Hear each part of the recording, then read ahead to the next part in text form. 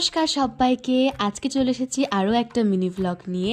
আজ হচ্ছে সোমবার, আর সোমবার বিকেলবেলায় আমার অঙ্ক পড়া থাকে, তাই এখন রেডি হচ্ছি।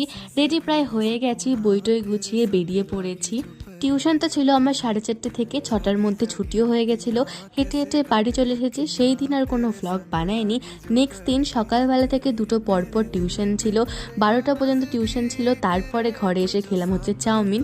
অনেকদিন পর চাউমিন খেলাম, আর মা খুব সুন্দর বানিয়েছিল।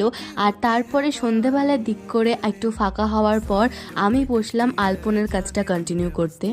আসলে কি বলতো, আমাদের ঘরে কালী পুজোর দিন লক্ষ্মী পুজো হয়, তাই যেহেতু লক্ষ্মী পুজোতে কোনো আলপনা দিইনি, তাই লক্ষ্মী পুজোর পর থেকে আমি একটু একটু করে আলপনা দিতে স্টার্ট করেছি।